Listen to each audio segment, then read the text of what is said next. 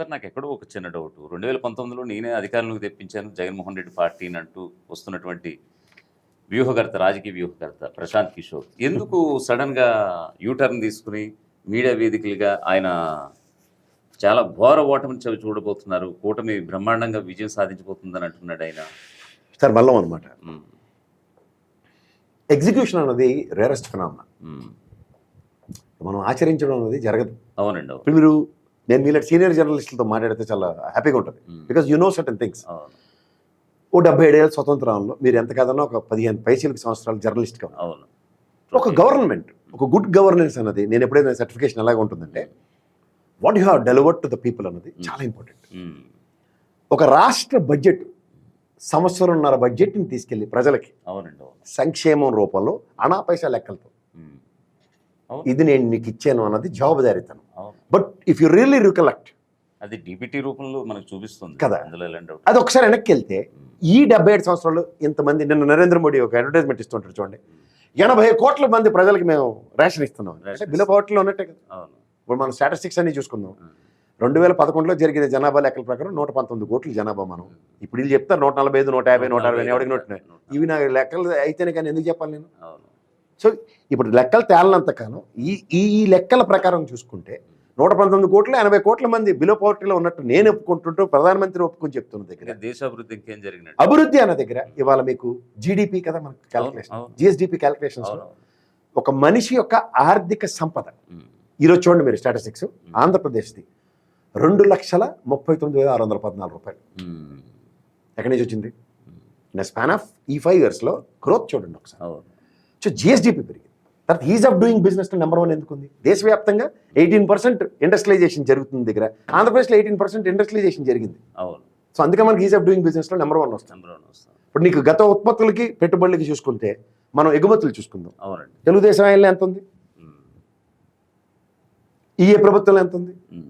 Okay, అనానమస్గా పెరిగింది. 95,000 కోట్లు ఎంతో గత ప్రభుత్వంలో ఎగుమతులు ఉంటే ఇంత కరోనా పాండమిక్ సిచ్యువేషన్లో కూడా ఉమ్. 1,84,00,000 1,90,00,000 పైచీలక ఎగుమతులు చేయగలిగింది. Um. These are all benchmarks కదా. అవునండి. అండ్ ఒక 4 పోర్ట్లు, అందులో 3 పోర్ట్లు ప్రభుత్వమే కూడా. ఉమ్. 60, 70, 80% లేదా 30, 40, 50% లేదా 20, 30, 50% చూసుకుందాం. ఈ 20, 30, 50% రాష్ట్ర ఖజానా నుంచి డబ్బులు ఖర్చు పెట్టారంటే won't it be A prosperity of state? Development మాడ్యూల్లో చేసినట్టే కదా. గ్రామానికి ఒక సచివాలయం, ఒక ఆర్బీకే సెంటర్, నాడు నేడు స్కూల్ పరివర్తన అండ్ రైతు భరోసా కేంద్రం, విలేజ్ క్లినిక్, ఇవి కదా కట్టినవి.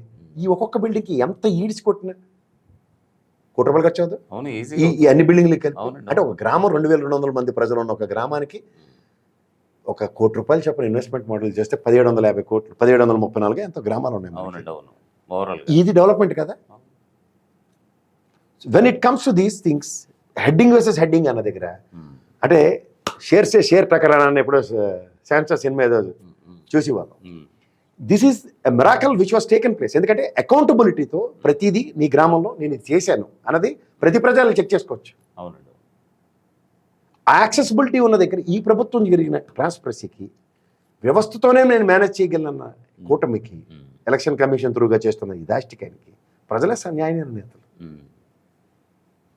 ప్రధానికి నీకు 2% ఎలక్షన్ లాస్ట్ టైం 2019లో వచ్చినప్పుడు 303 సీట్లు వస్తే నరేంద్ర మోడీ గొప్పోడు. కానీ ఇక్కడ ఓటింగ్ సరళి ఒక ప్రభుత్వానికి కృతజ్ఞతా భావంతో వచ్చింది మాత్రం మీకు ఆకలింపు కాదు, ప్రభుత్వ వ్యతిరేకత. మరి వెస్ట్ బెంగాల్లో కూడా అలాగే ఓటింగ్ సరళి పెరిగిన తర్వాత కదా మమతా బెనర్జీ మళ్ళీ రిటైన్ గవర్నమెంట్. అండ్ మీకు ఇంకోటి నేను చెప్తున్నా, మనం ఎంతైనా ద్రవిడ సంస్కృతిని, ఆర్య సంస్కృతిని గౌరవించే మనం కొన్ని రాష్ట్రాల పరంగా తమిళనాడు నుంచి మనం విడిపోయినప్పుడు మన సంస్కృతి సాంప్రదాయాలు ఇంచుమించుగా అక్కడతో సమ్మిళితం అవుతుంది దగ్గర మీరు ఎంతైనా చూసుకోండి. జయలలిత గారికి గవర్నమెంట్లో మొత్తం రాష్ట్రం అంతా వాడు ఎదాన పెట్టి ఒక్క హార్బర్ కరుణానిధి గెలిచాడు, మిగిలినంతా వాళ్ళు గెలిచినట్టే కదా. నేను పక్కనే వాళ్ళ నుంచి విడిపోయిన మన రాష్ట్రంలో వైనాట్ 175 అనే జగన్మోహన్ రెడ్డికి ఏమో పయ్యవాళ్ళ కేసు ఒక్కడనే గెలిపిస్తారు. ఎందుకంటే ఆయన గెలిస్తే టీడీపీ రాదు కాబట్టి 174 గెలిచే chance లేవంటారా? Konda Vishweshwar Reddy గెలవడా? Sorry, why Vishweshwar Reddy ఆయన ఎవరు? వైఎస్ఆర్సీపీ. ఏమో సార్, పయ్యవాళ్ళ కేసు గెలిస్తే గవర్నమెంట్ అపోజిషన్ వస్తుంది అన్నది నానుడు ఉంది కదా. ఆయన గెలవాలని కోరుకుంటున్నారు అయితే. పయ్యవల్ కేశవ్. ఏమో మా కరుణ అనేది హార్బర్ గెలిచిన పయ్యవల్ కేసు పోతాడేమో. సార్ ఇప్పుడు ప్రధానంగా ఇక్కడ వైఎస్ఆర్సీపీ ముఖ్యమంత్రి జగన్మోహన్ రెడ్డి రాయలసీమ 4 జిల్లాలతో పాటు అంటే అనంతపురం, కడప, కర్నూలు, చిత్తూరు ఈ జిల్లాలతో పాటు కేవలం ఉత్తరాంధ్ర మీద ఆయన ఎక్కువ ఆశలు పెట్టుకున్నట్టుగా తెలుస్తోంది. ఈ మిగతా వాటి మీద ఎందుకంటారు వ్యతిరేకత సార్ వచ్చిందని అంటారు? నేను మీకు మళ్ళీ చెప్తున్నా, అంటే మీరు ఇప్పుడు చెప్పిన బెనిఫిషరీస్ నేను మళ్ళీ నేను చెప్తున్నాను, 125 నుంచి నేను 140 కన్ఫర్మ్. చాలా మంది ఎమ్మెల్యేలని, ఎంపీలని, మినిస్టర్ని నేను ఇంటర్వ్యూ చేశాను. ఆల్మోస్ట్ నేను 70 పైచిలకు నియోజకవర్గాలు రాయలసీమ, ఉత్తరాంధ్ర అండ్ తిరిగి వచ్చారు, ఉభయ గోదావరి జిల్లాలు తిరిగాయి. ఒక ప్రజా ప్రతిస్పందన నేను చూశాను. పైపచ్చు బస్సు యాత్రలో వెనకాతలు నేను ఫాలో అయ్యాను. బికాస్ ఎందుకంటే ఇక్కడ గ్రీన్ మ్యాట్లు వేసారు, ఇవన్నీ పకోడీ కబుర్లు చెప్తుంటారు. వాస్తవం ఏంటన్నది నేను పొద్దుటూరు సభ చూశాను, నంద్యాల ర్యాలీ చూశాను. 2 విషయాలు చెప్తా సార్. 31,50,000 మందికి సెంటున్నర భూమి ఇచ్చిన జగన్మోహన్ రెడ్డి ఖచ్చితంగా 31,50,000 మందిని లక్షాధికారులు చేసాడు. అవునండి, పాయింట్ ల్యాండ్ ఇచ్చి. అండ్ 17,50,000 ఎకరాలు చుక్కల భూములు, ఆవు భూములు ఎప్పుడు సంవత్సరాల తరబడి సస్తున్నారు. అవన్నీ తెగేసి అవతలేసిరేసి 17,50,000 ఎకరాలు రైతులకి స్వచ్ఛందంగా అందించారు. నేను డేటా కూడా చదవగలను, అదే నా దగ్గర ఉంది, చదివి చూపిస్తాను నేను. ఎందుకంటే there are certain things, absolutely certain things are taken place. చిత్రం ఏంటంటే ఇంత ఇలా చేసినటువంటి జగన్మోహన్ రెడ్డికి ల్యాండ్ టైటిలింగ్ యాక్ట్ పేరుతో అంత బ్యాడ్ నేమ్ రావడం కారణం ఏంటంటే సార్, ఇక్కడ ఉన్న బీజేపీ వాళ్ళు దేబ్జిల్లా కూర్చుంటే నిన్న నీతి ఆయోగ్ ఎలక్షన్ అయిపోయిన తర్వాత అదే నేను తీసుకొచ్చామని వాళ్ళ నోటంపట వాళ్ళు రావట్లేదు. 200 కోట్లు ఖర్చు పెట్టిన కేంద్ర ప్రభుత్వం. ఇవాళ మీకు జియో ట్యాగింగ్లు వీటి గురించి గూగుల్ మ్యాప్లు చెప్తూ ఉంటారు కదా. అవును. ఒక విషయం చెప్తాను మీకు, ఎప్పుడైతే నిక్కచ్చిగా ప్రజలకి ఒక ట్రాన్స్పరసీతో దీన్ని అందిద్దాం అన్న తాపత్రయం ఎవడైనా ముఖ్యమంత్రి పడ్డాడు అంటే 100 రకాల అవరోధాలు క్రియేట్ చేస్తారు సార్. మీకు ప్రజలకి 100 ఏళ్ళ పై కాలంలో సర్వే జరిగింది, గొలుసులతో సర్వే చేస్తారు ఇప్పుడు కూడా. అవునండి, గజంన్నర తేడా వస్తుంది. అలాంటిది ఇందులో 0.5% అండి వేరియేషన్. పైపచ్చి వేరెవర్ యు గో, ఇప్పుడు చూడండి అమెరికాలో ఉంటే నా భూమి ఆక్రమించుకున్నాడు అన్నది. వీళ్ళ బాధ అంతా ఏంటంటే లాయర్లతో కొట్టించారు. ఎందుకు కొట్టించారంటే కేసు త్రూగా సివిల్ డిస్ప్యూట్స్ 66% ఉన్నాయి సార్. సివిల్ డిస్ప్యూట్స్ ఇక్కడ first of all land titling act త్రూగా ప్రజలకి రక్షణ కల్పించడం. మీకు ఇంకా అర్థమయ్యే భాషలో చెప్పాలంటే సార్, ఓ పురంధేశ్వరమ్మ, ఓ బాలకృష్ణ అండ్ పవన్ కళ్యాణ్, వీళ్ళు ముగ్గురును ఎలక్షన్ ఎఫిడవిట్లో దాన్ని ఏమంటారు ఈ స్టాంపింగ్ త్రూగా రిజిస్ట్రేషన్ అయిన డాక్యుమెంట్లు ఇచ్చారు. ఓకే, మరి అవి సింపిమన్నాడు, చంద్రబాబు నాయుడు సింపేతండి కదా, అలా చెప్పమానండి. ఎందుకు తెలుసు దీని వెనకాతలకి? అజయ్ కలాం గారు రెవెన్యూ సెక్రటరీ ఉన్నప్పుడు చంద్రబాబు నాయుడు గారి గవర్నమెంట్లోనే ఈ నీడ్ టు బెనిషియేటెడ్ ఈ తేలకి స్కామ్ ఇవన్నీ మనం దిక్కుమాల స్టాంప్ పేపర్. అవునండి, ఆ దిక్కుమాల స్టాంప్ పేపర్ల సారాంశాన్ని దరిద్రం వదిలించి కేంద్ర ప్రభుత్వం ఒక నిర్ణయం తీసుకుంది. అది మహారాష్ట్రలో ఇంప్లిమెంట్ చేసిన తర్వాత ఆంధ్రప్రదేశ్లో 2017లోనే ఇంప్లిమెంట్ చేయమంటే మన వాళ్ళు ఈ అమరావతి భూములు ఇవన్నిట్లో మెటా వ్యాపారం కదా, అది ఇంప్లిమెంట్ చేయకుండా కూర్చున్నారు. దెన్ 2019లో మళ్ళీ జగన్మోహన్ రెడ్డి రాష్ట్ర మూమెంట్లో వచ్చిన ఇతను దాన్ని సమాయత్తం చేసుకుని ఇంప్లిమెంట్ చేయడం చేశారు. చంద్రబాబు నాయుడు ఇనిషియేట్ చేస్తే Jaganmohan Reddy is executing that. వీళ్ళకి బాధ ఎక్కడైపోయిందంటే ఇప్పుడు అమరావతి దీని చుట్టూ తిరుగుతున్నారు కదా, రేపు పొద్దున్న చాలా ల్యాండ్లు అందులో మిఠాయి ల్యాండ్లు ఉన్నాయి, పెట్టుబడిదారులు ల్యాండ్లు అన్నీ ఉన్నాయి. దాన్ని ఎలా అన్యాక్రాంతం కాకుండా కాపాడుకోవాలంటే వీళ్ళే దాన్ని డైల్యూట్ చేయాలి. ఇది తప్పని దీనికి బొంబాడింగ్ చేస్తుంది ఎవరు? ఈ బీజేపీ వాడు నువ్వు నిమ్మక నీరెత్తి కూర్చున్నట్టున్నారు. 200 కోట్ల కేంద్ర ప్రభుత్వ project, first ever time which is executing in Andhra Pradesh. నేను అజయ్ కలాం గారిని కూడా ఇంటర్వ్యూ చేశాను సార్, మీకు మళ్ళీ చెప్తాను. ఒరిస్సా గవర్నమెంట్ మేము 1000 కోట్లని ఖర్చు పెడతాం, మాకు అర్జెంటుగా ఇచ్చేయండి అంటే మనం చూడండి సలహాదారులు నియమిస్తే జగన్మోహన్ రెడ్డి ఎంత అపహాస్యాలు చేసామో. యునో అజయ్ కలాం లాంటి వ్యక్తి సలహాదారుడిగా ఉండడం వల్ల 10,586 మంది సర్వేయర్లు బీటెక్లు చదివిన వాళ్ళు పిల్లలు రిక్రూట్ అయ్యారు. 2,880 మంది పంచాయతీ స్థాయిలో సెక్రటరీ స్థాయిలో రిక్రూట్ అయ్యారు. 2,380 మంది దగ్గర దాని ఎవరు విలేజ్ విఆర్ఓ రిక్రూట్ అయ్యారు. ఈ దగ్గర 15,000 పైచీలకు మంది రిక్రూట్మెంట్ అయినట్టే కదా ఈ సర్వే ప్రాస్పెక్టివ్లో. మనకి 75 దగ్గర ఇవి పెట్టారు సబ్ స్టేషన్స్ లాగా. 63,000 రోవర్లు కొన్నారు. ప్రపంచంలో కరోనా పాండమిక్ సిచ్యువేషన్లో కూడా రోవర్లు కొన్న ఏకైక ప్రభుత్వం అలా ఎవడో మన ఏబి వెంకటేశ్వరరావు లాగా అదేదో మిఠాయి తీసుకొచ్చి ఫోన్ ట్యాపింగ్ ఉంది కాదు. అదేలేండి. దీంతో ఆల్మోస్ట్ సక్సెస్ఫుల్గా 17,000 పైచీలు కొన్న గ్రామాల్లో 6,000 గ్రామాలు సక్సెస్ అయ్యాయి. ఆ గ్రామాల్లో ఒక్కడైనా మాట్లాడుతున్నాడా ఇవి మాకు ఇచ్చిన దొంగ సర్టిఫికెట్లు జెరాక్స్ కాపీలని? Because they know the value of it. ఇప్పుడు మీరు నేను ఈ కెమెరామెన్ నలుగురు ఉన్నామండి. ఉదాహరణకి ఈ గ్రామంలో 500 మంది ఉన్నారు అనుకుందాం. ఈ 500 మంది గ్రామంలో ఇద్దరికే డిస్ప్యూట్ ఉంది. 98 మంది ల్యాండ్ల యొక్క డిస్ప్యూట్ని కనుక సరి చేయబడితే, అంటే డిస్ప్యూట్ అంటే పర్ఫెక్ట్గా బౌండరీస్ ఉంటాయి, వీళ్ళిద్దరి బౌండరీస్ సరి చేయడం ఎంతసేపు? కోర్టు పరంగా కూడా ఇప్పుడు 3 రిజిస్టర్లు పెట్టారు, 2 ఇయర్ల టర్మ్ ఉంది, 2 ఇయర్లో కోర్టు జడ్జిమెంట్ చచ్చినట్టు వస్తుంది. ఎందుకంటే సబ్స్టాన్షియల్ ఎవిడెన్సెస్ ఈ 98 మంది యొక్క డైమెన్షన్స్ యాక్యురసీ ఉన్నప్పుడు వీళ్ళిద్దరూ వేరియేషన్ కదా. గతంలో కరణం మున్సిపల్ వ్యవస్థ ఉండేది, మీకు తెలుసో తెలియదు, 1943 ముందు ఉండేది. కరణం గారు మున్సిపల్ గారు ఊర్లో కూర్చుని ఈ సత్యనారాయణది 3 కుంటలు 4 కుంటలు రాస్తుంటే పెద్ద మనుషులు 4 వచ్చి, సార్ సత్యనారాయణ గారిది 3 కుంటలు కాదు సార్, అందులో 2.5 కుంటలు ఆయనవి, మిగిలిన 1/2 కుంట రెడ్డి గారు సార్ అని నాకు చెప్పేవారు. అప్పుడు ఆయన పెన్తోనే కరెక్ట్ చేసి ఇవాళ ఆర్ఎస్ఆర్ రిజిస్టర్ అది బ్రిటిష్ పాలన టైం నుంచి అది సరి చేయబడింది. అలాంటి వ్యవస్థ ఇన్నాళ్ళు బట్టి జరగట్లేదు. మనం అన్ని తిరిగి చచ్చిపోతున్న దగ్గర ప్రభుత్వం రెస్పాన్సిబిలిటీ తీసుకుంటుంది. ఇవాళ మీకు కర్మగాలి నా భూమి ఆయన ఆక్రమించుకున్నాడు అనుకోండి, మీరు ప్రభుత్వం దగ్గరికి వెళ్ళాలి. ఏంద్రబాయ్ నువ్వు నాకు సర్వే చేసి ఇచ్చాడు ఆక్రమించుకున్నాడంటే ప్రభుత్వం బాధ్యత తీసుకుని ఆయన పిలకబట్టుకుని బయటకు వేస్తుంది. ఇది జరగబోతుంది దేశవ్యాప్తంగా. ఎందుకు తెలుసా? మహానుభావుడు పివి నరసింహరావు గారి టైంలో గ్లోబలైజేషన్ అన్నప్పుడు మనకు అసలు ప్రపంచం అంతా మన పక్క తిరిగి చూసి బ్యూటిఫుల్ ఇన్వెస్ట్మెంట్స్ రావాలి. అవునండి. కానీ ఏదో చూడండి కౌంటర్ కొసరిచ్చినట్టు టింగ్ టింగ్ అని వస్తున్నాయి. కారణం ఏంటి తెలుసా సార్? మనకి 90% ల్యాండ్ డిస్ప్యూట్స్ ఉంటున్నాయి.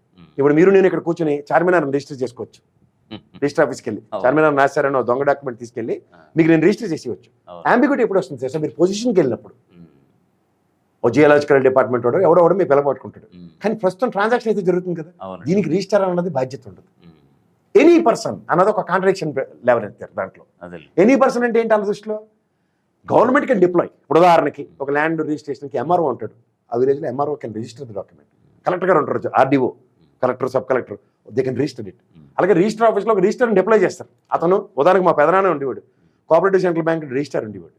ఆయన్ని అక్కడి నుంచి తీసుకెళ్ళి దాన్ని ఏమంటారు విశాఖ పాల డైరీకి వేశారు. తర్వాత తుంపాల షుగర్ ఫ్యాక్టరీలో చేసాడు, తర్వాత రిజిస్టర్గా చేసాడు. ఆయన ఎనీ పర్సన్ చేసే కదా. ఆ registrar can be deployed in any place as a duty officer అన్నప్పుడు వీళ్ళు any person they can deploy. దాన్ని ఏదో పెట్టారండి ఒక పేరు, టీఆర్ఓ ఏదో అన్నారు. ఓకే. ఇప్పుడు ఒక కంపెనీకి సీఈఓ ఉంటాడు, ఒక కంపెనీకి మేనేజింగ్ డైరెక్టర్ ఉంటాడు, ఒక కంపెనీకి ప్రెసిడెంట్ అంటారు సాఫ్ట్వేర్ కంపెనీ. డిజిగ్నేషన్ ఏదే సూపర్ బాస్ అది వైపున పని చేయాలి మనం. అదేంటి మా వాళ్ళ కంపెనీలో మా పాత కంపెనీలో అది సీఈఓ అండి, ఈ కంపెనీలో ప్రెసిడెంట్ అంటారు ఏంటండి? నువ్వు పని మానేసి ఆర్గ్యుమెంట్ చేస్తావా అంటే ఇది పని పాటు లేకుండా పనికొచ్చిన పని ఏలెత్తి చూపించే కార్యక్రమానికి తెరలేపారు. సో దీంట్లో డైల్యూట్ అవుతుంది ఏంటి? ప్రజలకి నిక్కచ్చిగా వాడి భూమి వాడికి అప్పచెప్పే దగ్గర ఈ పాబంధకాలు క్రియేట్ చేస్తుంది ఈ భోగోనికలు. సో ఇది నమ్మారంటారా? ఇది ఎక్కడ నమ్ముతారండి? ఇప్పుడు లాస్ట్ రిజల్ట్ ఎంతైనా చేయనివ్వండి. ఇప్పుడు రాజకీయాలు చేసిన ఈనాడు ఆంధ్రజ్యోతి వేదికగా ఎన్నో సర్వేలు ఇప్పుడు టీడీపీకి అనుకూలంగా ఇస్తున్నటువంటి పరిస్థితి. ఉదాహరణకి సిఎస్డిఎస్ సర్వే కూడా చూసుకుంటే సాక్షాత్తు కూటమికి అనుకూలంగా ఇచ్చేశారు అన్నట్టుగా ఈనాడులో ప్రధానంగా ఒక కథనం ప్రచురించారు. వాళ్ళు ఏమంటారంటే సిఎస్డిఎస్ ఏపీ పిఆర్ఓ ఎవరైతే ఉంటారో దాని కోఆర్డినేటర్, లేదు ఇంకా మేము ఇంకా ఇవ్వలేదు, ఎగ్జిట్ పోల్ దగ్గర ఉండి ఇద్దాం అనుకుంటున్నాం, అది ఎలా వచ్చింది, పైగా మేము కూటమికి అనుకూలంగా లేదు, వైఎస్ఆర్సీపీకే అధిక స్థానాలు ఇవ్వబోతున్నామని చెప్తున్నారు. సో ఇంత ప్రాపగండ జరుగుతుంది ప్రతి విషయంలో. మీకు ఒక మాట చెప్తా సార్, లాస్ట్ రిసార్ట్ అంటారు. చచ్చిపోయే ముందు కొన ప్రాణంతో కొట్టుకుంటున్నప్పుడు చచ్చిపోయడం తెలిసిన తర్వాత కూడా శవాన్ని మోసుకెళ్తే దింపుడికి వెళ్ళాలని 3 సార్లు దింపుతారు. అవునండి, అవును. అర్థమైందా? ఇంకా ఆఖరికి పంతులు అక్కడ దింపి కాల్చి ముందు కూడా శివులు 3 సార్లు అరురు అన్న అంటాడు. ఆశ అవునంటారు కదా. అలా వీళ్ళు చచ్చిపోయిన తర్వాత కూడా వీళ్ళకి అదే ఆశ వస్తున్నారు. కారణం ఏంటంటే మనం ఇన్నాళ్ళు బట్టి వెనక్కి తిరిగి చూసుకుంటే అది చూడండి, మనం వివేకానంద రెడ్డి గారు అమ్మాయి ఓవర్ యాక్షన్, సునీతమ్మ అలా ఓవర్ యాక్షన్ కాదు కదా.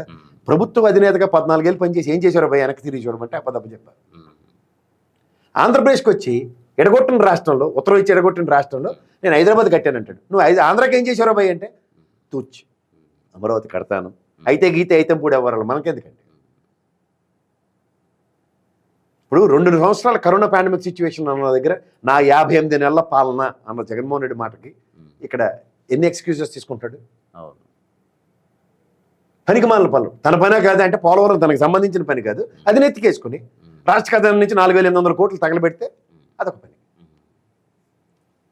మీకు చెప్తున్నాను చూడండి, ఎలక్షన్స్ దాని ఆవశ్యకత అన్న దగ్గర ఇందాక మీకు కంటిన్యూషన్ చెప్తాను. చంద్రబాబు నాయుడు ఒకడెవడో దెబ్బలు తిన్నోడిని పరామర్శించడానికంటే ఆఫీస్ ఎత్తుకొస్తే దేశ విదేశాల నుంచి వెబ్ క్యామ్లో చూసి అబ్బాబా నీకు దెబ్బలు తగిలేయని అడుగుతున్నాడు. ఇదే అనిల్ కుమార్ యాదవ్ చూడండి, కాన్స్పిరసీ అన్నదానికి సింపుల్ ఆన్సర్ మీకు. 2 పక్కల తెలుగుదేశం శ్రేణులు వాళ్ళు మోహరించున్నారు తనడానికి, రాళ్ళు వేసి కొట్టారు. అయినా సరే తన కార్యకర్తను పరిరక్షించుకోవడానికి లోపలికి వెళ్ళి పరామర్శించి వచ్చాడు. హాస్పిటల్కి వెళ్ళారు. ఎందుకు వెళ్ళగలుగుతాడు? Because it is not a designed programme. ఇక్కడ డిజైన్డ్ ప్రోగ్రామ్. ఈ తగ్గగానే నేను అమెరికాలో నుంచి దూరదృష్టితో చూస్తాను, ఎందుకంటే విజన్ 2020 కదా, ఆ దూరదృష్టితో చూసి నీకు దెబ్బలకి అక్కడి నుంచి ఆయింట్మెంట్ ఇలా పంపిస్తారట, వీళ్ళు ఇక్కడ రాస్తారట. ఇది ఓవర్ యాక్షన్ కనబట్టలేదు మీకు? మనోడు అమెరికా వేసుకుని పోతే ఆరోగ్య సమస్యలకి డాక్టర్ చెప్పాడు. ఇక్కడేమో ఎండ లేదు, వాన లేదు, అంబులెన్స్ లేదు, వాళ్ళక్కడ లేదు, ఒళ్ళు మండిపోయే పనులు ఇక్కడ చేసి పోతారు. వీళ్ళు వెళ్ళిపోతే పారిపోయాడట. జగన్మోహన్ రెడ్డి అయితే పారిపోయాడు. ఎందుకే చంద్రబాబు ఎక్కడున్నట్టు మీ పెర్సెప్షన్లో? ఇట్లైనా, అమెరికానా, దుబాయ్నా? ఏమో సార్, ఇమిగ్రేషన్ వాళ్ళని అడగాలి. వాళ్ళని అడుగు, ఎందుకంటే నాకు తెలిసి గవర్నమెంట్ న్యాయస్థానాలు టీడీపీ వాళ్ళని అడుగుతుంటే మమ్మల్ని అడగద్దు సార్ అంటున్నారు. యాంటిసిపేటరీ బెయిల్ ఉన్నాడు, గౌరవ న్యాయస్థానం ఇచ్చిన తీర్పు ప్రకారం హెల్త్ ఆబ్లిగేషన్స్ అన్నారు. విదేశాలకు వెళ్ళి చెక్ చేయించుకోవడానికి అందులో అయితే నేను ఎక్కడ చూడలే.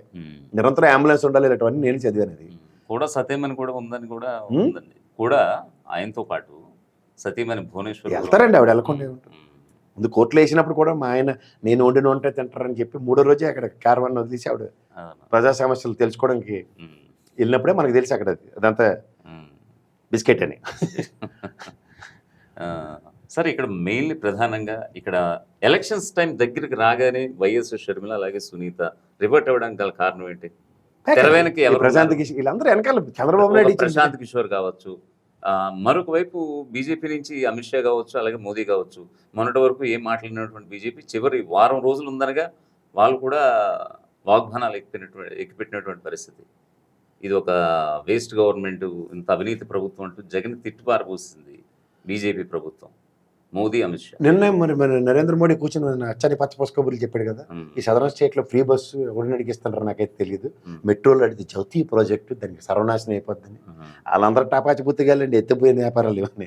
210 సీట్లకి కన్ఫైన్ అవుతున్నప్పుడు సార్, దేశంలో మీకు మళ్ళీ చెప్తున్నారు 10 years యాంటీ ఇన్కంబెన్సీ ఎవడు ఆపలేదు. ఒక నెహ్రూ అనుకుంటాను 3వసారి ఛాన్స్ ఇచ్చారు తప్ప, ఒక చంద్రశేఖర్ని, నిద్రపోయి దేవగౌడ్ని, చంద్రశేఖర్ లాంటి వాళ్ళని, విపి సింగ్ని, ఇలాంటి వాళ్ళని భరించారు దేశం.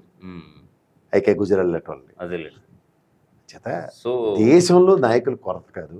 మీకు సదరన్ స్టేట్స్ మళ్ళీ మీకు చెప్తున్నాను చూడండి, వెస్ట్ బెంగాల్ తీసుకోండి, ఒరిస్సా తీసుకోండి, ఆంధ్రప్రదేశ్ తీసుకోండి, తెలంగాణ తీసుకోండి, కర్ణాటక తీసుకోండి, మన కేరళ తీసుకోండి. 6 స్టేట్లు ఎత్తిపోతల పథకమే కదా, అర్థమైందా? 6 స్టేట్లలో ఇప్పుడు మీరు ఎంత కాదన్నా దగ్గర 150 స్థానాలు ఉంటాయి. మీరు లెక్కేసుకోండి కావాలంటే 150 స్థానాల పైచీలకి శాసించే స్థాయి ఏర్పాటు చేసుకోగలిగితే వాళ్ళకి బీజేపీ ఒలిపోయి కాలం ఏంటంటే మన జడ్డితనం అది. ఇక్కడ 20 సీట్లు ఎవడు గెలిచినా వాళ్ళ పక్కన లెక్కేసేసుకుంటున్నారు.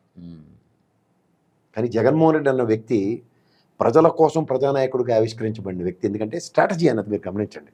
మన ఎన్నాళ్ళు పొగడి కబులు, చంద్రబాబు నాయుడు, దార్శనికుడు ఇవన్నీ వినివాళ్ళం. If you really look into the prospect of Jaganmohan Reddy what he has done అన్న దగ్గర ఇన్వెస్ట్మెంట్ మాడ్యూల్ అంటారు. Small investments, big returns. ఎలాంటి గేమింగ్ చేశాడు తెలుసా సార్? గమ్మున ఉన్నాడు. అనువు రాని చోట అదుకులో మన రాదు అన్న దగ్గర 303 సీట్లతో మెటమెట్లాడిపోతున్న నరేంద్ర మోడీ మనం ఏం చేయలేం. గమ్ము నుండి మెల్లిగా టింగ్ టింగ్ చూడండి, దానికి ఏదో అంటారు, అతని దగ్గర అలిపియే ఉంది, చిన్న గుండు సూది, దాంతో యుద్ధం స్టార్ట్ చేశాడు. ఒకే దగ్గర కంటిన్యూస్గా పొడిచాడు అనుకోండి, ఏమవుతుంది? ఒక పెద్ద హోల్ అవుతుంది, రక్తం మొత్తం ద్రవింపోతుంది. అదే పరిస్థితి ఏం చేశాడంటే 3వ కంటికి తెలియకుండా రాజ్యసభను మొత్తం కాంకర్ చేసి కూర్చున్నాడు. ఇంకెవరు లేరు భౌగోళిక వెళ్ళి. మీకు అర్థమవుతుందా? రాజ్యసభలో 3rd ప్లేస్ ఉన్నప్పుడు వచ్చింది కోయలేషన్ గవర్నమెంట్. ఇప్పటిదాకా మీరు గమనిస్తే రాష్ట్రంలో ప్రజల్ని పరిరక్షించినట్టు రాష్ట్రాన్ని ఎందుకు పరిరక్షించలేడు? వీళ్ళకంటే ఆబ్లిగేషన్ కదా. అవునండి, అవును. రేపొద్దు చంద్రబాబు నాయుడిని లేదా జగన్మోహన్ రెడ్డి బెదిరించి ఆ లోపలెత్తారంటే నిత్యం చచ్చి కూడా విజయ పెట్టినా, నేను 16 నెలలు జైల్లో ఉండి వచ్చినట్టు మళ్ళీ అయితే రాకెడిపోయింది. ప్రూవే చేయలేదు కదా ఇప్పటిదాకా సిబిఐ కానీ ఈడీ. వీళ్ళు తెలుగుదేశం ఓవర్ యాక్షన్ బ్యాచ్కి వెళ్ళంటారు. జగన్మోహన్ రెడ్డి లేదు సినిమా వెళ్ళి నేను సత్యశీలుని కదా, ఓటు నెంబరింగ్ ఉంటుంది, వాయిదా ఎందుకు వేస్తుంటే సిబిఐ వాళ్ళని కనుక్కోండి. స్వతంత్ర ప్రతిపత్తి కలిగినవి కదా అవన్నీ. రేపటి రోజున చంద్రబాబు భవిష్యత్తు గురించి మీరు ఏం చెప్తారు? ఖచ్చితంగా ఈసారి ఆయన గెలిస్తే ఆయన వయసు రీత్యా ఇప్పటికే 74 రెండు విషయాలు సార్ ఆయన చెప్పింది ఏంటి, నేను ముఖ్యమంత్రిగానే కాలు పెడతాను అన్నాడు. ఒక ఎమ్మెల్యేగా గెలిస్తే ముఖ్యమంత్రి అయితే అవ్వలేడు కదా, పాయింట్ 1. రెండోది కుప్పంలో క్రాస్ ఓటింగ్ జరిగింది, ఎంపీకి వెళ్ళింది ఎమ్మెల్యేకి, ఎమ్మెల్యేకి వెళ్ళింది ఎంపీకి వేసారు. 24,300 ఓట్లు వేసిన తర్వాత కళ్ళు తెరిచారు వాళ్ళు. క్రాస్ ఓటింగ్ జరుగుతుంది. అయిపోయింది.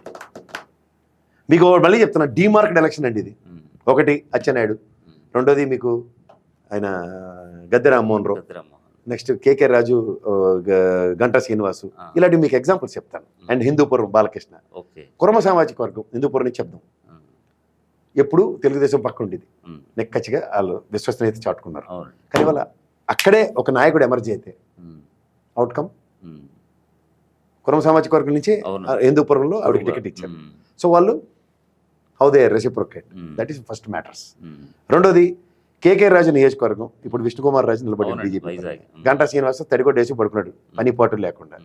దగ్గర 474 కోట్లు ఇన్ఛార్జిగా పనిచేశాడు. గద్దె రామ్మోహన్ మీద అవినాష్ని పెట్టారు, 674 కోట్లు శాశ్వత పరిష్కారాలు, రిటైనింగ్ వాళ్ళు కృష్ణన్. అవునండి, ఆయన అదే చెప్పుకుంటున్నారు ఇప్పుడు. అలాంటి శాశ్వత పరిష్కారాలు ఆలోచించిన ఇన్ఛార్జిలే ఎంత పని చేస్తే, అచ్చెన్నాయుడు సొంత బొమ్మాలి, రౌతుపురం ఇలాంటి ఊర్లు ఉన్నాయి, వెళ్ళి బ్రహ్మాండంగా రిగ్గింగ్ చేసుకుని వీడు దువ్వాడ శ్రీనివాసని పెట్టారు. రిగ్గింగ్ లేదు, వాళ్ళకాలు లేదు, 30,000 ఓట్లు. సో అచ్చెన్నాయుడు కూడా ఈసారి దీస్ ఆర్ ఆల్ థింగ్స్ నేను ముందే చెప్తున్నా. ఒక ప్రభావితం చేసే అంశాలతో జగన్మోహన్ రెడ్డి 23 స్థానాల్ని ఎలా డిమార్క్ చేసుకెళ్ళాడు చూడండి. ఫస్ట్ ఆయన భరత్కి గెలిస్తే నా క్యాబినెట్లో ఉంటాడు, 60 కోట్లు 90 కోట్లు ఇస్తే నాకు అన్న ఇంకా ఎక్కువ కావాలంటే ఇచ్చి పడేసాడు. నీళ్ళు వచ్చాయి, రెవెన్యూ డివిజన్ అయింది, ఏం పనులు అవుతున్నాయి అక్కడ అందరికీ తెలుసు. స్థానిక సంస్థ ఇజ్రాయెల్ ఇజ్రాయెల్ టెక్నాలజీతో కుప్పాన్ని అభివృద్ధి చేసిన చంద్రబాబు నాయుడు వర్సెస్ వాళ్ళ రెవెన్యూ డివిజన్గా 4 పిఏగాలను పెట్టుకుని మొత్తం శాసించేస్తాయి, మొత్తం కబలించే కుప్పాన్ని వాళ్ళు నిర్వీర్యం చేయగలిగిన స్థాయికి వెళ్ళిన అక్కడ చూడండి. అవునండి. వేర్ ఇట్ కమ్స్ టు మీరు 23 డిమార్కుల దగ్గర రామానాయుడు గారి పరిస్థితి చూడండి. అలా మీరు పాలకులు పవన్ కళ్యాణ్ వర్సెస్ గీతమ్మని చూసుకుంటే, ఆ పాలకుల విషయంలో ఎక్కడో వైఎస్ జగన్మోహన్ రెడ్డి ఒక టఫ్ క్యాండిడేట్ని పెట్టలేదని అంటున్నారు. శ్రీహరి గోపాలరావు అని కొంచెం ఆక్వా ఫార్మర్ ఆయన. సార్ మీకు ఒకటి గుర్తించుకోండి, 175 నియోజకవర్గాల్లో జగన్మోహన్ రెడ్డి వర్సెస్ 175 జగన్మోహన్ రెడ్డిలతో ఈ కూటమి పోరాడుతుంది. అంతే, ఎక్కడైనా Jaganmohan Reddy one man show అంతే. క్యాండిడేట్ నిలబెట్టాడు ఆయన, జగన్మోహన్ రెడ్డి చేసిన పని నేస్తేనే ఓటేయమంటున్నాడు. అది రాష్ట్ర వ్యాప్తంగా అతను ఇచ్చిన స్లోగన్. మరోవైపు పవన్ పరిస్థితి ఏంటంటారు? సింపుల్, మీకు నియోజకవర్గ అభివృద్ధి అంటే గీతమ్మ is the deputy chief minister. తెలిస్తే ఎవడంటే అలా చెప్పగలడు? మీరు గెలిపించుకోండి డిప్యూటీ సీఎం. డిప్యూటీ సీఎం అంటే పిఠాపురం ఎలా ఉంటుందో ఆలోచించండి ఒకసారి.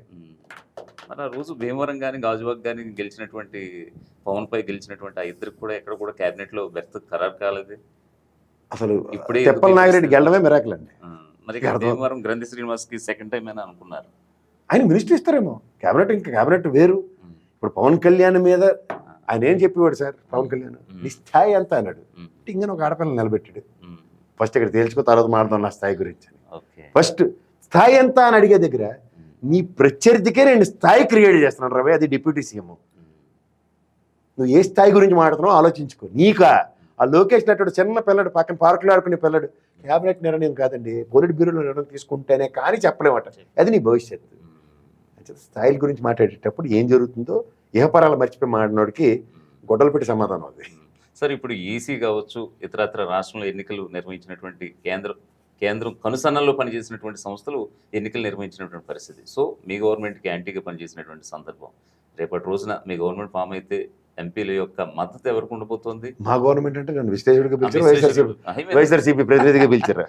విశ్లేషకుడిగానే చెప్పండి. ఒక విశ్లేషకుడు అన్నవాడు ఎప్పుడైనా సరే ప్రజలకి ఏంటో చెప్పాలి. దానికి మీరు పార్టీ భుజాన్ని పెడితే నేనేం చేయలేదు. ఇప్పుడు తెలుగుదేశం నా విశ్లేషణలు మీరు చూడండి, మొదట్లో ఇన్ ఫేవర్ ఆఫ్ తెలుగుదేశం అనిపించింది. కానీ అప్పటిదాకా ఉన్న ప్రభుత్వం అది, దాని గురించి గుణగణాలను విశ్లేషించే ప్రాసెస్లో తెలుగుదేశం పరంగా ఉంటుంది.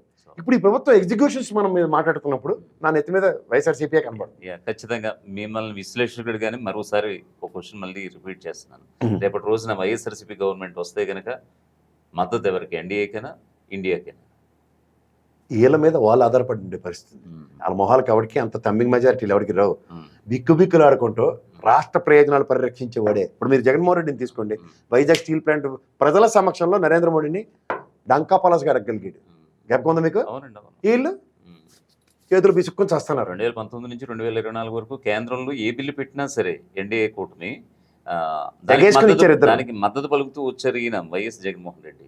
సో అంత మద్దతు పలికి ఇంత సింపతి చూపించినటువంటి జగన్మోహన్ రెడ్డికి ఎలక్షన్ టైంలో కాస్త విరుచుపడినటువంటి సందర్భం కూడా మనం చూసాం.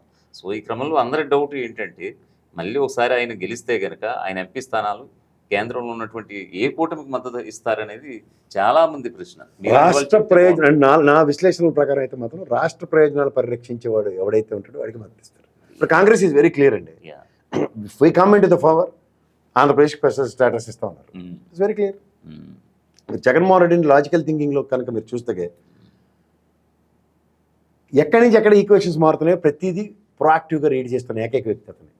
కర్ణాటక గవర్నమెంట్ కాంగ్రెస్ మారుతుందని ఫస్ట్ రీడ్ చేసిన వ్యక్తి అతను. ఓకే. తెలంగాణ ఆబ్వియస్. తెలంగాణలో అనుకున్నారా మారుతుందని? ఎందుకు అనుకోలే? మీరు మూవ్స్ చూడండి కొన్ని చెప్తా. నేను ఎలక్షన్ అయిన తర్వాత ఒక విశ్లేషణ ఇస్తాను, అప్పుడు చాలా మందికి అర్థమవుతుంది. మీరు షర్మిల కదలికలను ఒకసారి గమనించగలిగితే ఎవరు కుటుంబం యాంటిసిపేట్ చేస్తుందో గవర్నమెంట్స్ మీరు ఈజీగా మూవ్ చేయొచ్చు. The move SM Krishna farm house లో షర్మిలమ్మ, డికే శివకుమార్ ఇక్కడి నుంచి కాంగ్రెస్ నుంచి వెళ్ళిన ఫస్ట్ అప్పుడు అయినప్పుడు ఇమీడియట్ గా కాంగ్రెస్ గవర్నమెంట్ వచ్చింది. షర్మిల ఎప్పుడైతే కాంగ్రెస్ పార్టీలో విలీనం చేసింది ఇక్కడ తెలంగాణలో, within span of no time Congress government వచ్చింది. ఇక్కడ ఆంధ్రప్రదేశ్లో షీ హెర్సెల్ఫ్ యాజ్ ఎమర్జ్డ్ అన్నప్పుడు సంకేతం దేనికి సంకేతం? దేశంలో కాంగ్రెస్ మూవ్స్ చూడండి సార్. కొన్ని రాజశేఖర రెడ్డి గారి కుటుంబం మూవ్స్ కనుక ఎవడన్నా గమనించగలిగితే లాజికల్ థింకింగ్ ఎస్టాబ్లిష్ అవుతుంది. ఇండియా కూటమి వస్తుందంటారా? ఐ థింక్ అంటే మీకు నేను ఇందాక ఒక ఈక్వేషన్ చెప్పా, 150 స్థానాలు ప్రభావితం చేసే southern states including west Bengal దాకా వెళ్ళాం. దాని యొక్క రథసారథి ఎవడైనా వచ్చి సార్, వీపీ సింగ్, చంద్రశేఖర్, దేవగౌడ నిద్రపోయే వాళ్ళందరినీ భరించాం కదా. మొత్తం దేశం క్లిష్ట పరిస్థితులు తీసుకెళ్ళి వీపీ సింగ్ దగ్గర 3 ఏళ్ళు గవర్నమెంట్ ఎంటర్టైన్ చేసాం మనం. ఆ తర్వాత మహానుభావుడు పివి నరసింహారావు రాకపోతే దిక్కుదేవం లేదు మన దేశానికి. వీళ్ళందరూ అంతా తపేలా వేసే తర్వాత ఉన్న వాళ్ళందరూ నేను మామ్మీ చెప్పగలను ఎవరికైనా. ఆ మహానుభావుడు మన్మోహన్ సింగ్ ఆయన అంశంలో ఉన్నాడు కాబట్టి కాస్త పరిరక్షించాడు. ఈ తర్వాత 150 లక్షల కోట్ల అప్పులు దేశం నెత్తి మీద. దేశంలో కొన్ని పరిణామాలు ఆటోమేటిక్గా సంతరించుకుంటూ ఉంటాయి. అవి చూసి మనం వచ్చేయాలి. ఇందాక భూ సంస్కరణల విషయంలో చాలామంది ఒక ఇది ఉందండి, 31,50,000 మందికి ఇచ్చిన సెంటున్నర భూతో పాటు ఇది కూడా చూడండి, అసైన్డ్ భూములు 42,307 మందికి 46,463.82 ఎకరాలు పంచాడు. అలాగే రైతులకు 17,768 మందికి 9,064 ఎకరాలు లంక భూములు ఇచ్చాడు. సర్వీస్ ఇనాం భూములు ఉన్నాయి ఎన్ని? 161,544 మంది రైతులకి 158,113 ఎకరాలు ఇచ్చాడు. చుక్కల భూములు 15 జిల్లాల్లో 2.6 లక్షల ఎకరాలు ఉంటే 185,000 మందికి ఇచ్చాడు. పోడు భూములు 130,368 మందికి 2,87,710 ఎకరాలు పంచాడు. షరతుల పట్టా భూములు 33,000 ఎకరాలు 24,541 మందికి ఇచ్చాడు. భూమి కొనుగోలు పథకంలో 22,837 ఎకరాలు కొని 22,346 మందికి పంచాడు.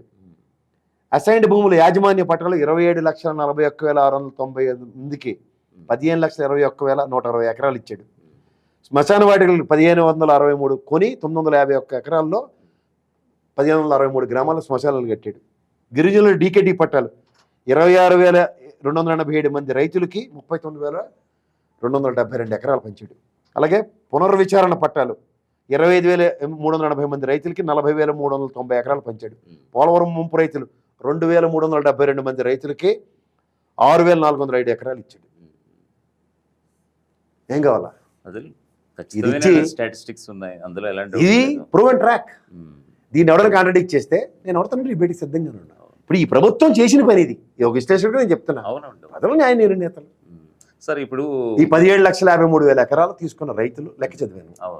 వాళ్ళ ప్రతిస్పందన ఎలా ఉంటుందో వాళ్ళే నేను ఇందాక కూడా రైతులు ఈక్వేషన్ ఎలా చెప్పాను. 60% వీళ్ళకి వేస్తే 40 వాళ్ళకి వేసిన. సో ఇంత సేమ్ సినారియోలో సంక్షేమ పథకాలు 31,50,000 మందికి ఇళ్ల పట్టాలు ఇస్తే అందులో తెలుగుదేశం వాళ్ళు ఉన్నారు, వైఎస్ఆర్సీపీ వాళ్ళు ఉన్నారు, అవును. అందులో ఎంట్రోటి వేసే వాళ్ళు ఉన్నారు. అది కూడా చెప్తున్నాం కదా. సార్ ఇప్పుడు యాక్చువల్గా సిపిఎస్ అంటూ జీపీఎస్ తీసుకొచ్చారు. ఓకే, ఒక క్లారిటీ అయితే ఇచ్చేసారు ఉద్యోగస్తులకి, అలాగే నిరుద్యోగులకి. వాళ్ళు కూడా ఒక క్లారిటీతో ఉన్నారు. మద్యపానం విషయంలో ప్రభుత్వం ఏ నిర్ణయం తీసుకోబోతోంది? దానికి ఇచ్చినటువంటి హామీ నెరవేర్చలేదు కదా. సో ఇప్పుడు ఒకవేళ గవర్నమెంట్ వస్తుంది, 125 నుంచి 146 స్థానాలు ఇప్పుడు ఖచ్చితంగా గెలవబోతుందని మీ మాటల్లో వింటున్నాం. సో దాన్ని కొనసాగిస్తారా? సార్ అంచెల వారీగానే సార్. రాష్ట్రంలో మీకు ఎప్పుడైనా గుర్తుంచుకోండి సార్, ఈ జిఎస్టీ ధర్మం అని రాష్ట్రానికి 5 వనరులు ఉన్నాయి సార్. రాష్ట్ర ఖజానాకి డబ్బులు వచ్చింది. అందులో ఒకటి ప్రథమ ఆదాయ వనరు లెక్కర్. ఇది ఇవాళ ప్రభుత్వం నిర్వహిస్తుంది. రెండోది దాని టైమింగ్స్ చూడండి సార్, బ్రాండ్లు చూడండి, పెనాల్టీ క్లాసులు ఉన్నాయి. మీరు భరత్ అనే సినిమా చూసారా? అందులో ట్రాఫిక్ చాలా ఏంద్ర ఏదైనా అపోజిషన్ అంటే బతికుంటే చాలని. ఇప్పుడు నేను కూడా తాగే వాళ్ళని చాలా మందిని నేను ఎంక్వైరీ చేశాను. నేను కూడా మార్కెట్లో అక్కడ మా వైన్ షాప్ స్థితిగతులు ఏంటంటే 2 షాపులు ఉంటే 2 దగ్గర ఒకడేమో గవర్నమెంట్ ఆఫీసర్లు వాళ్ళే కదా, వాళ్ళ ఆర్బీఐ గవర్నర్లో చాలా లేచిపోతారు 11 గంటలకి. ఎందుకంటే అమ్మేసేట నిన్న అమ్మిన స్టాక్ ఇవాళ అమ్మితే క్లోజ్. మీకు తెలుసా గత నెల ఈ డేట్లో ఎంత అమ్మాడో అంతే అమ్మాలి, అంతకు మించి ఎక్స్ట్రా అమ్మడానికి లేదు. అడిగి ఎక్కువ అమ్మడానికి లేదు, ప్రైవేట్ కాదు కదా నిర్వర్తిస్తుంది. బట్ సర్టన్ పీరియడ్ ఆఫ్ టైమే సర్టన్ స్టాకే అమ్ముతున్నాడు. సో ఈ అవైలబిలిటీలో నేను కూడా చాలా మందిని గమనిస్తే తాగిడికి మందు దొరకపోతే ఎడదవుతాడు. ప్లస్ ఇంకోటి ఏంటంటే హైయెస్ట్ రేట్ ఉంది పెనాల్టీ క్లాసు. తాగినోడు ఒలిపోయే కారణంగా అవుతాడు. ఆయన ఎవడు సమాజంలో అచ్చని పచ్చపోసం చెప్పరు కదా. అవునండి. నేను కొంతమంది ఆటో డ్రైవర్లు ట్యాక్సీలు తిరుగుతున్నప్పుడు నేను అడిగా, ఏంద్రబాయ్ రోజు తాగుతున్నట్టే, గతంలో అయితే రోజు తాగేవాళ్ళం సార్, ఇప్పుడు ఇటు చచ్చిపోతున్నాం, వారంకోసారి తాగడం కష్టం అవుతుంది సార్. ఎంత అవుతారు? క్వార్టర్ సార్, అంతకు మించి కొనలేమంటున్నారు. సస్టైన్ అయింది కదా సార్, తగ్గింది. ఇది గమనించి అంటున్నాను. అంతేగాని ఒకటి తాగేవాడు 2, 2 తాగేవాడు 3 పెరుగుదల లేదు కదా. అవునండి. మరోవైపు 5 రోజుల పాటు అక్కడ తాకుండా నిగ్రహించుకుంటాడు కదా వారంలో. అవునండి. ఇవన్నీ ఇంకంతకన్నా ఇంకేం చెప్పాలి. మరోవైపు ఇదే క్రమంలో ఆ అమౌంట్ రిసీవ్ చేసుకునే క్రమంలో ఎక్కడ కూడా డిజిటలైజేషన్ అనేది లేదు. గూగుల్ పే, ఫోన్ పే, కేవలం లిక్విడ్ క్యాష్ మాత్రమే తీసుకుంది ప్రభుత్వం. ఏంటి ఇదంతా కూడా సుమారుగా ఎన్నో వేల కోట్లు, కొన్ని వేల కోట్లు ఎన్నికల ఖర్చు కోసం యూజ్ చేసింది వైఎస్ జగన్ సర్కార్ అనేది ప్రధానంగా ఉన్నటువంటి అభియోగం. సింపుల్ లాజిక్ చెప్తే సార్, ఇది ఒక ఫోన్ ఒకటి మ్యానుఫ్యాక్చర్ చేస్తాడు, డిస్ట్రిబ్యూటర్ మొత్తం రీటైల్ షాప్లో మూడే కదా చైన్ సిస్టంలో, ఎవడు మార్జినాడు వేసుకుని అమ్ముతాడు కదా. అవునండి. ఫస్ట్ ఆఫ్ ఆల్ నీకు మద్యం కొని రావాలి అంటే ఇదంతా బ్రవరేజ్ కార్పొరేషన్ దగ్గర నుంచి కొంటున్నవే కదా. బ్రవరేజ్ కార్పొరేషన్ కొత్త బ్రవరేజెస్ వచ్చే స్పిరిట్ 27 రూపాయల 50 పైసలకు కొంటున్నారు స్పిరిట్. ఈ స్పిరిట్ రేట్ 27 రూపాయల 50 పైసలు ప్రభుత్వ ఖజానా నుంచి ఖర్చు పెట్టుకొని 27 రూపాయల 50 పైసలకి మార్జిన్ ఎంతో, రేట్ ఎంతో, ఈ స్టాక్ తీసుకొచ్చిన దానికి ఇంత ప్రభుత్వ ఖజానాకి డిపాజిట్ చేసే ప్రాసెస్లో డీవియేషన్స్ ఎక్కడ ఉంటాయి? లాజికల్ థింకింగ్ మనం మాట్లాడతాం. 100 రూపాయలు కొన్న స్టాకు 100 రూపాయల మీద 10 రూపాయలు మార్జిన్ వేసుకుని 110 రూపాయలకి అమ్మడం ప్రభుత్వం డిసైడెడ్. ఎందుకు? ప్రభుత్వమే కొని ఈ ఉదాహరణకి 4 బాటిల్ కొని ప్రభుత్వం ఇచ్చింది అనుకోండి సార్. ఈ 3 బాటిల్ ప్రభుత్వం షాప్లో పెట్టింది, ప్రభుత్వమే కదా నడుపుతుంది. ఈ 3 బాటిల్కి 300 రూపాయలు ఖర్చు పెట్టింది ప్రభుత్వం. ఇచ్చి 10 రూపాయలు మార్జిన్ వేసుకుంది. ఎగ్జాంపుల్ చెప్తాను ప్రాక్టికల్. 310 కలిపి 110 330 రూపాయలు రాష్ట్ర ఖజానాకి రావాలన్న ప్రాతిపదిక మీద కదా స్టాక్ ఇస్తుంది. ఈ 310 రూపాయల 30 రూపాయలు అన్నది ఎక్కడ డివైడ్ అవుతుంది? 10 రూపాయలు కదా ప్రాఫిట్. ఈ 30 రూపాయలు ఖజానాకి రాకుండా ఇది ఏం బిజినెస్ చేస్తుంది? రాష్ట్ర ఖజానా జవాబుదారీ కదా. ఈ డబ్బులు వస్తేనే కదా బ్రవరేజ్ కార్పొరేషన్ త్రూగా అప్పు చేసింది. ప్రజలకు అర్థం అవ్వాలి. మళ్ళీ నువ్వు జీతం ఎంత సంపాదిస్తున్నావు దాని ప్రాతిపదిక మీద నీకు బ్యాంక్ అప్పు ఇస్తుంది. ఇల్లు 20 ఏళ్ళ పాటు నీ ఇల్లు నీది కాదు, బ్యాంక్ దగ్గర కాగితాలు పెట్టి ఉంటావు. అలాగే నాకు వచ్చి ప్రాఫిట్ ఇంత వస్తుందని బ్రవరేజ్ కార్పొరేషన్ ఎస్టాబ్లిష్ చేసినప్పుడే 20,000 కోట్లు అప్పు ఇచ్చింది. అది కూడా పీరియాడికల్గా ఇప్పుడు 4,000 8,000 కోట్లే ఇచ్చింది. 8,000 కోట్లకు తీర్చే సామర్థ్యం 15 సంవత్సరాల టర్మ్ పెట్టింది. 20 కోట్లు తీసుకుంటే ఇప్పుడు ఈ తెలుగుదేశం ప్రభుత్వం ఇలా ఆశపడి వచ్చినా సరే బ్రవరేజ్ కార్పొరేషన్ ద్వారా ఇంకా 12,000 కోట్లు అప్పు తీసుకునే సామర్థ్యం ఉంది. ఎందుకంటే యనమల రామకృష్ణుడు ఏం మాట్లాడే ఆ రోజు జ్ఞాపకం తీసుకొస్తే మేమైతే 100 కోట్లు ఉంచేయండి వల్ల కాదని ప్రాథమిక అవగాహన. రోజుకి నేను చాడేకొండకి చెప్తున్నాను, ఆయన అగ్రిగేట్ రోజుకి 357 నుంచి 373 కోట్లు రాష్ట్ర ఖజానాకు వస్తాయి. టోల్ ట్యాక్స్లు కానీ ప్రభుత్వానికి మనం ప్రత్యక్ష పరోక్ష రూపంలో కట్టే ట్యాక్స్లు అన్నీ ఏవి సబ్బుకున్న ట్యాక్సే ఖజానాకు. ఇది వస్తూ మనకి ఆర్బీఐలో 1వ తారీఖు జీతం ఇవ్వాలి, ఇదే లడిస్తున్నారు కదా. 15వ తారీఖు వస్తుంది. ఎందుకు? 2వ మంగళవారం విడతలోనే మన ఆర్బీఐ బాండ్లు వేలం వస్తుంది మనకి. అదే ఎఫ్ఆర్బిఎం లిమిట్లు. ప్రజలకు కూడా తెలియవలసింది ఏంటంటే తెలుగుదేశం గవర్నమెంట్ వచ్చినా మీరు ఏం బాధపడకండి సార్, మీలా 100 కోట్లు వచ్చారు ఉదంతం కాదు. ఎఫ్ఆర్బిఎం లిమిట్లు రేపు సెప్టెంబర్ లోపునే 40,000 కోట్లు తీసుకోవడానికి 1,00,000 కోట్లు తీసుకోవడానికి ప్రభుత్వం సాధించిన ఘనత. FRBM లెక్కల ప్రకారం ప్రభుత్వంకి ఇచ్చిన వెసులుబాటు అది. ఎలా అంటే మీకు మళ్ళీ అర్థమయ్యే భాషలో చెప్తా. మీ అమ్మగారు మీకు 100 రూపాయలు, మీ నాన్నగారు మీకు 100 రూపాయలు పాకెట్ మనీ ఇచ్చారనుకోండి. ఓకే, ఈ నెల మీరు అమ్మేమో వెళ్ళి కరివేపాకు తీసుకురా, కొత్తిమీర తీసుకురా, అలా చాయ్ పత్తా అయిపోయింది తీసుకురండి మీకు చెప్తుంది అనుకోండి. అమ్మ నా దగ్గర డబ్బులు ఉన్నాయని వెళ్ళి మీరు తీసుకొచ్చి ఇచ్చిన తర్వాత నెలంతా అయిపోయిన తర్వాత అమ్మ నా దగ్గర ఇంకా 30 రూపాయలు మిగిలిన మీరు ఇచ్చినప్పుడు అమ్మగారు వెళ్ళి నాన్నగారికి ఏం చెప్తారు? అటు చూడండి, మీరు 100 రూపాయలు అటు పాకెట్ మనీ ఇచ్చినా అటు చూడండి ఇంటి పనులన్నీ చేసి ఇంకా 30 రూపాయలు ఇచ్చినప్పుడు మీ నాన్నగారు ఏం చేస్తారు? 200 రూపాయలు 500 రూపాయలు ఇచ్చి రోజురా నీ దగ్గర బాగుంది. ఎందుకు? భరోసా. ఇది 5 సంవత్సరాల ట్రాక్ రికార్డ్ జగన్మోహన్ రెడ్డి. అందుకే 1,00,000 కోట్ల FRBM లిమిట్ పెంచగలిగాడు. సామర్థ్యం గతంలో నేను ధీరుణ్ణి, 44 ఏళ్ళ అనుభవం, 5 సార్లు ఎమ్మెల్యే గెలిచాను, 14 ఏళ్ళు ముఖ్యమంత్రి అని భౌగోళిక కబుర్లు చెప్పి రాష్ట్ర ప్రయోజనాలు ఏం చేశారో అంటే అబ్బదబ్బ చెప్పా. సార్ రాష్ట్ర అప్పు ఎంత ఉంది? ఎంత ఉంది? అంటున్నదేమో 10.5-11 లక్షలు. మీరు పచ్చల్లో నేను కిరసనాలు అమ్ముకునే పేపర్లు చూడకండి సార్, వాళ్ళు తెలుగు తక్కువ మేళానికి, ఎందుకంటే జర్నలిస్టులు కాదు. లేదు సార్, మామూలుగా మీకు మళ్ళీ చెప్తున్నాను, పచ్చళ్ళు అమ్ముకున్న బలవంతంగా జర్నలిస్ట్ చేసి అక్కడ పేపర్ పెట్టిస్తాడు, వచ్చి బుద్ధి తక్కువ రాత్రులు ఎలా ఉంటాయి. ఏంటంటే ఆ పురంధేశ్వరం చదువుకోవడానికి తప్ప ఇంకెవరికి పనికిరావద్దు 5 కోటి పేపర్లు. 2.34 లక్షల ఉదంతంతో 1,87,000 కోట్లు ఈ ప్రభుత్వం అప్పు. నేను మీరుగా నిర్మలా సీతారామన్ అవునండి 4 మర్చిపోతామని ఫిగర్ కూడా 447 అంటే 4,40,447 కోట్లు మాత్రమే. అందులో గత ప్రభుత్వం, ఈ ప్రభుత్వం ఇంకా 1,90,000 కోట్లు మాత్రమే అప్పు చేసింది. యాడ మీరు నేను మీ జేబు లెక్కలు కాదు సార్. మనకి ప్రపంచ బ్యాంక్ ఇచ్చే ఫెసిలిటీస్ లో RBI పరంగా మనకు వచ్చే FRBM లిమిట్లు తీసుకోవడానికి పైపెచ్చి కార్పొరేషన్ సులువుగా తీసుకున్న అప్పులు కూడా మళ్ళీ ప్రభుత్వ రంగ బ్యాంకుల నుంచి మాత్రమే తీసుకుంటాం. మరి మరొక వైపు ఇంకొక ఆరోపణ అండి, ప్రభుత్వ రంగ ఆస్తులకు సంబంధించినటువంటి డాక్యుమెంట్స్ కూడా తాకట్టు పెట్టి మరి అప్పులు తీసుకొచ్చి సంక్షేమ పథకాలకు పెడుతున్నారనేది. పెడతారు, తీర్చి సామర్థ్యం లేకపోతే. ఇప్పుడు మీరు ఒక రాష్ట్ర విభజనప్పుడు 1,39,000 కోట్లు అప్పు పెట్టిందని లబోదీపమన్నావు కదా, నువ్వు చేసావు అప్పు? 10 ఏళ్ళు అధికారులు లేవు కదా, ఇష్టమే ప్రభుత్వం వచ్చేస్తే చాలు ఏదైనా సాధించుకోవచ్చని. అంచేత ఈ డబల్ స్టాండర్డ్స్ వాళ్ళకి ఈ ఎంటలు పెట్టండి ప్రజలు. ఇప్పుడు అందులో 98,000 కోట్లు అప్పు, 39,000 కోట్లు వడ్డీ చెల్లించని. అదేంటిది? కిరణ్ కుమార్ రెడ్డి, రాజశేఖర రెడ్డి నాకేటి సంబంధం లేదన్నాడు చంద్రబాబు నాయుడు. అలాగే నువ్వు అడ్డమైన పసుపు కుంకుమ అని చెప్పి ఇచ్చేసావు కదా, మరి ఈ ప్రభుత్వం నాకు ఇచ్చేసాడు నాకు సంబంధం లేదన్నది ఏంటి? చచ్చినట్టు తీర్చుకుని వస్తుంది కదా. అలాంటి పెట్టకథలు ఉండవు. 5 సంవత్సరాల తర్వాత జరిగే ఎలక్షన్స్ ముందు జుజుబీ రాజకీయాలు చేయడానికి తప్ప పంచేంద్రియాలు మూసుకొని అప్పులు తీర్చుకోవాల్సిందే ఎవడైనా సరే. అది ఆ టర్మ్లో చేసిన సంక్షేమం. మూసుకో, నీ జాతర అయితే అది కంటిన్యూ చేయలేవు అని చెప్పు, సమాధానం ఇటు చెప్తారు ప్రజలు. సార్ ల్యాండ్ టైటిలింగ్ యాక్ట్ అనేది మీరు చెప్తున్నట్టుగా జగన్ గారి పెర్సెప్షన్ కూడా అది ఒక కరెక్ట్, ఒక జగన్ పర్సెప్షన్ ఏంటంటే నరేంద్ర మోడీ పర్సెప్షన్. ఎందుకంటే మన ఇందాక మీకు సగమే చెప్పాను, మన ఆస్తి మన దగ్గర కాకుండా కియా మోటార్లో మళ్ళీ ఎవడో మీరు లిటిగేషన్ వేసాడు అనుకోండి, ఆ లీగల్ సెల్ రోజు వచ్చి హైకోర్టుకు వచ్చారా బాబా మాదట ప్రభుత్వం ఇచ్చింది అని ప్రూవ్ చేసుకొని సావడానికి 10 ఏళ్ళు పడుతుంది. 66% దిక్కుమల కేసులు అవే. ఆ కేసుల్లో సత్వర పరిష్కారం ఏంటంటే ఇది ల్యాండ్ టైటిలింగ్, ఎస్ ఇది కియా మోటార్స్దే అని అదంటే గడిగా చెప్తుంది. ఇది పలానా ఆర్కేదే, ఇది పలానా ఎల్ఐదే, పలానా పొలాయిదే అని ప్రభుత్వం బాధ్యత వహించి చెప్తుంది. ఎలక్షన్ అయిపోయిన తర్వాత నీతి ఆయోగ్ పతివ్రత శిరోమణిలో చెప్పింది ఇది అన్ని రాష్ట్రాలు ఆచరించవలసిందే. చీఫ్ సెక్రటరీ వెళ్ళినప్పుడు మన చీఫ్ సెక్రటరీని బతిమలేరు, బాబు ఇది బ్రహ్మాండంగా ఎగ్జిక్యూట్ చేశారు, మా రాష్ట్రాలకు కూడా ఏం చేశారు చెప్పండి అని. వీళ్ళకి అవేవి మనం దానిపైన వైఎస్ జగన్ ఫోటో వేయడం అనేది కాస్త బూమరంగా అయిందని అంటున్నారు. మీరేమంటారు దానికి సంబంధించి? దాన్ని అలా వదిలేస్తే సరిపోయాయి కదా అని కూడా అయిపోయింది కదా. ఎక్స్ప్లెనేషన్ ఇద్దాం. మనకి రాజరికం ఇప్పుడు దాకా ఉన్న భూములు ఎడద్దైతున్నో జనాలు నమ్మడానికి క్రియేట్ చేయడానికి, వాళ్ళు నమ్మడానికి ఇది బాగా ఒక ఉదాహరణగా బాగా ఉపయోగపడిందని అంటున్నారు. ఎక్కడ వాళ్ళ బొమ్మ ఉందో లేదో నేనైతే అలా పట్ట చూడలేదు, చూసిన కాడికి పోనీ ఉందని అనుకుందాం. రాజులు ఇనామం ఇచ్చినప్పుడు పలానాడు పలానా ఆయనలో రాజా మహేంద్రుడు ఇచ్చాడని చెప్పుకునే భూములు కంటిన్యూషన్ కదా ఇప్పుడు మనకి. 110 సంవత్సరాల తర్వాత జరిగిన సర్వేలో జగన్మోహన్ రెడ్డి అన్నది మార్క్ క్రియేట్ చేసుకుంటాడు. ఎవరికైనా బ్రాండ్ కావాలి కదా. అవునండి, టర్మ్లో జరిగిందిరా అంటే రాజరాజ మహేంద్రుడి కాలంలో జరిగింది, బ్రిటిష్ వాళ్ళ కాలంలో జరిగిందని చెప్తున్నారు కదా.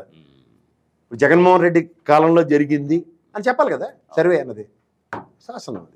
సార్ మేము ఒక ప్రధానమైనటువంటి ఒక అనలిస్ట్గా మిమ్మల్ని ఖచ్చితంగా అయితే అడగాలి. ఇప్పుడు సర్వేలు చాలా సర్వే సంస్థలన్నీ కూడా కూటమికి అనుకూలంగా ఇస్తున్నాయి. ఎందుకు? దాని వెనకాల ఏముంది ఏంటనేది దాని ఆంతర్యం మీ మాటల్లో చెప్పండి. ఎవరికైనా 10 రూపాయలు డబ్బులు ఇస్తే ఒకటి ఇటేసి ఒకటి ఇటేస్తున్నారు. ఇది కూడా డబ్బుల ద్వారానే అంతే సార్. అంటే వాళ్ళకి ట్రాన్స్పరెన్సీ అవసరం లేదా? ట్రాన్స్పరెన్సీ ఎవరికి కావాలి? నేను ఇందాక మీకు క్యాలిక్యులేషన్ చెప్పాను. గతంలో లగడపాటి ఒక సర్వే ఒక 2-3 పర్యాయాలు కొంచెం బాగా నమ్మదగ్గారు. తర్వాత మళ్ళీ ఎందుకో దాన్ని విశ్వసించలేదు. తర్వాత ఆయన కూడా ఇంక అన్ని మూసేశారు అనుకోండి. అది సార్ వేరే మీకు విషయం. ఎవడైనా మూసుకోవాల్సిందే. ఉమ్, ఆంధ్రప్రదేశ్ చరిత్రలో ఉమ్, 2 ప్రాంతీయ పార్టీల మధ్య యుద్ధం ఫస్ట్ ఎవర్ టైం స్టార్ట్ అయింది సార్. ఉమ్, అది 2014 నుంచి.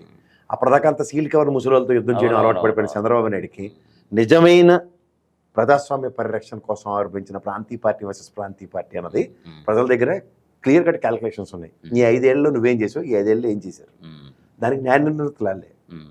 హైదరాబాద్ నుంచి చంద్రబాబుకి డబ్బు తరలింపులు ఇక్కడ రేవంత్ రెడ్డి సహకరించారు అనేది ఆరోపణ కూడా ఉంది. రేవంత్ రెడ్డి శిష్యుడు గురువుగా చంద్రబాబు అని అంటారు. ఏంటి అసలు నిజమేనా అది?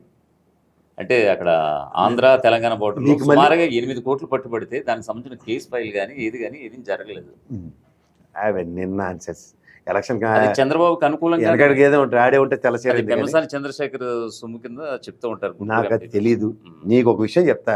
ఓకే. రేవంత్ రెడ్డి ఆయన శిష్యుడు కాదు అన్నప్పుడు ఒక టీవీ మాధ్యమంలో ఆయన మాట్లాడిన మాట ఒకటి ఫస్ట్ అథెంటికేట్ చేయండి. ముడ్డి మీద రెండోది కొడతాడు. రెండో మాట చెప్తా. ఆ, నిజంగా చంద్రబాబు నాయుడు ఆయనకి గురు శిష్యుల బంధం అనుకుంటే ఆ, విభజన 2014లో జరిగింది. జూన్ 4 సభకు నమస్కారం. ఆయన అంత ప్రొయాక్టివ్గా వశపరచుకోవడానికి ఎందుకు ప్రయత్నిస్తాడు? వచ్చి చంద్రబాబు నాయుడు గవర్నమెంటే అనుకుందాం, అవును. వీళ్ళిద్దరు అమ్మశక్కలు ఆడుకుని తీసుకోవచ్చు కదా. నీది ఇది నాది అని చిన్నపిల్లలు ఆడుకుంటారు. ఇంద్ర సినిమాలో బ్రహ్మానంద గడి పంచినట్టు పంచుకోవచ్చు కదా. ఉమ్, అలా ఎందుకు పంచుకోకుండా? ఎందుకంటే జగన్మోహన్ రెడ్డి వస్తే అన్నది ఒక అంబిగ్యూటీ ఉంది కాబట్టి ఇక్కడ కట్టపడ సర్దుకుంటున్నారు. అందుకని వీళ్ళు గురు శిష్యుల బంధం ఇవన్నీ పొగడి వ్యాపారాలు ఎప్పుడూ ఎత్తుకెళ్ళిపోయాయి. యా, మీకు ఓ మాట చెప్తున్నా, సామర్థ్యం కలిగిన రాజకీయ ధురంధుడు ఎవడైతే ఉంటాడో, ఓకే. ఒక తండ్రి చాటు బిడ్డగా తల్లి చాటు బిడ్డగా ఉన్నంతకాలం జరుగుబాటు అంత సుఖం ఉండదు. అదే. ఎప్పుడైతే ఒక కేసీఆర్ అనే యోధుడు, రేవంత్ రెడ్డి అనే యోధుడు తెలంగాణ గడ్డ మీద ఓ తెలుగుదేశం నుంచి బయటకు వస్తే శాసించే స్థాయిలోనే ఉంటారు. ఇలా చంద్రబాబు నాయుడు లాగా దేహి అనే స్థాయిలో ఉండరు. ఎందుకంటే నిజమైన పోరాట పటిమ, నిజమైన రాజకీయ దురంధత ఉంటే దేహి అనే పరిస్థితి ఉండదు. అది ఒక రేవంత్ రెడ్డి, ఒక కేసీఆర్ నిలువెత్తు నిదర్శనం తెలంగాణలో. అంచేత ఈ చంద్రబాబు నాయుడు రాజకీయాలు ఏంటంటే తపాసపూర్తి రాజకీయాలు పాతకాలం ఉంది. చింతకాయ పచ్చడి నూరి అది ఇంట్లో జాడీలో ఉంటుంది. ఏ రోజు కొరకు తాలింపు పెట్టుకుని రోజు తింటే ఒప్పుకొని టేస్ట్ అనుకోవచ్చు, కానీ ఆ టేస్ట్ ఎక్స్పైర్ సో జూన్ 4న అయితే వైఎస్ఆర్సీపీ ప్రభుత్వం ఆ పార్టీ శ్రేణులు సెలబ్రేషన్స్కి అయితే రెడీగా ఉండాలంటున్నారు మీ మాటల్లో. ఇప్పుడు సాధారణంగా ఎలక్షన్ అయిపోయినంటే లబోదిబోమని ప్రెస్ మీట్ పెట్టే చంద్రబాబు నాయుడు ఈ పని ఎందుకు పెట్టలేదు. That it self is an answer. రెండోది జగన్మోహన్ రెడ్డి ప్రభుత్వం నుంచి బొత్స సత్యనారాయణ గారు అనుకోవచ్చు, నేను కాక మన 9వ తారీఖున ప్రమాణ స్వీకారం అంటున్నారు Vizag. They decided 9th at Vizag. మీకు ఇంకోటి చెప్తాను, ఇక్కడే నేను ఇల్లు కట్టుకున్నాను, ఇక్కడే ఉంటానని చెప్పి గత ఎలక్షన్. ఈసారి నేను వైజాగ్లో ప్రమాణ స్వీకారం చేస్తాను, ఇక్కడ నేను రాజధాని. ప్రజలు న్యాయ నిర్ణేతలండి. లాస్ట్ టైం అది యాక్సెప్ట్ చేసినప్పుడు ఈసారి ఇది యాక్సెప్ట్ చేస్తారా లేదనేది ఒక hypothetical equation. Let's see the jumps. Yeah.